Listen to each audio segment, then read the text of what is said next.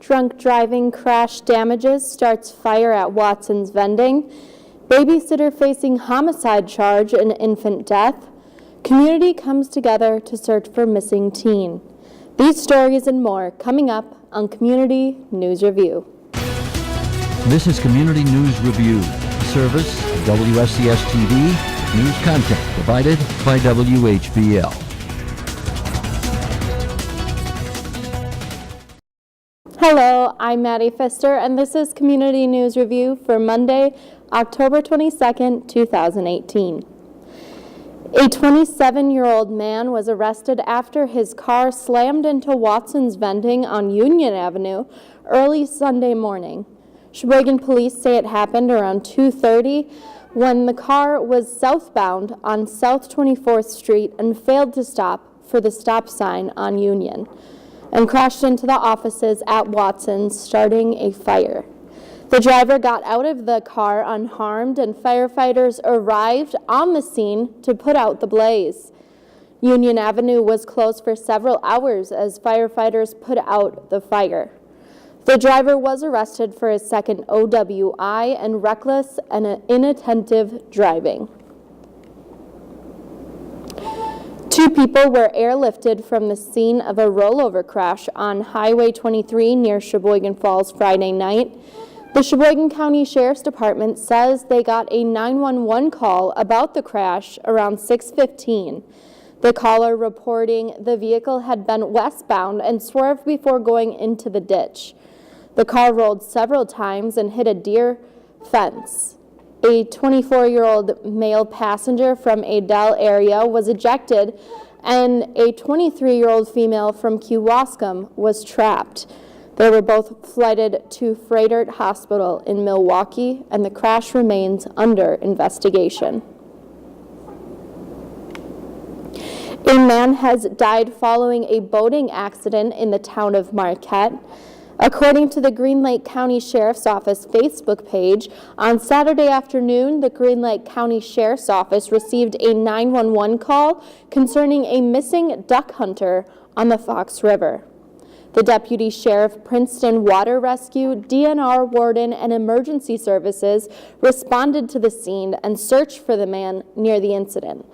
The location of the accident was at the mouth of Lake Puckaway. Princeton Fire and Water Rescue located the man in the water around 2:30, where he was brought to shore and determined to be deceased. An investigation has revealed that 2 duck hunters and a dog capsized. Both men and the dog remained in the water and became separated. Eventually, one adult male and the dog made it back to shore and called 911.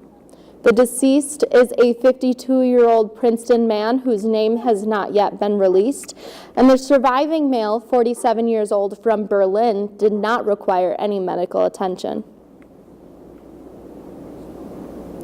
A 2-month-old baby is dead, and the child's babysitter is facing homicide charges in the case. Wausau PD were called to North 3rd Avenue Thursday evening on reports of an unresponsive baby boy. The baby's mother had just picked up the child from the babysitter's home on North 6th Street and was stopping at a laundromat nearby. The child was unresponsive, and it is believed he died while in the care of the babysitter. The babysitter is identified as 28-year-old Marissa Tietzort. Police say she had a warrant for a previous incident of child abuse, and she will be in court on Monday to answer those charges. Police say an autopsy was performed on Friday, and the infant's death is considered a homicide. The case is being referred to the district attorney's office for additional charges. The child's name has not been released.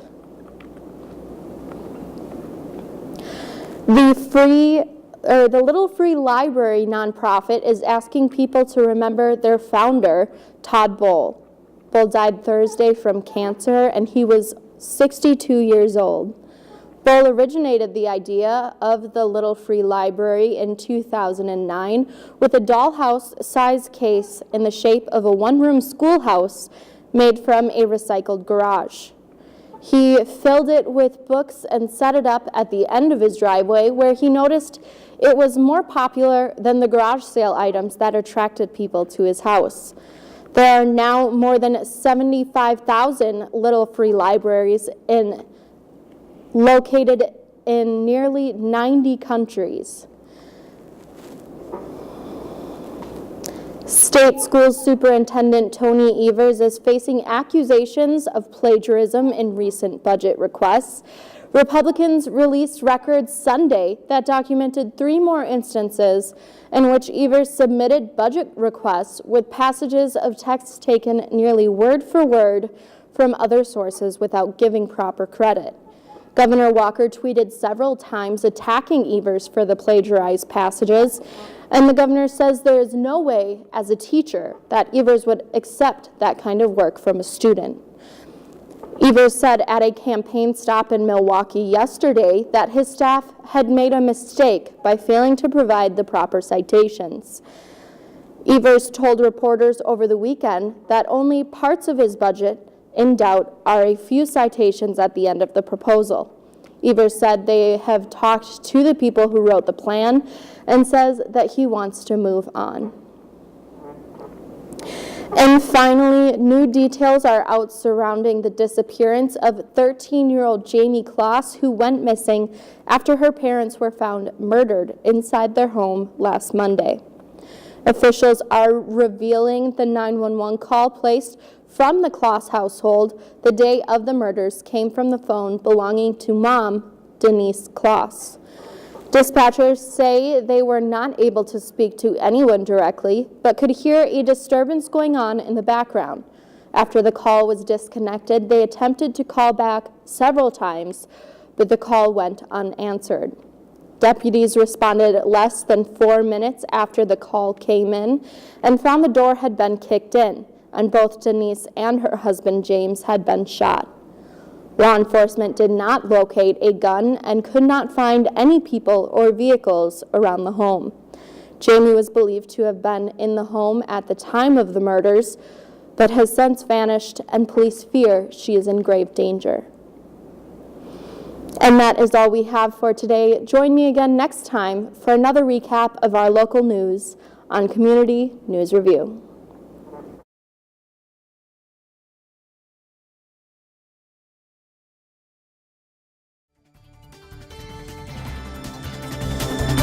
News content for this program provided by WHBL in cooperation with WSCS-TV.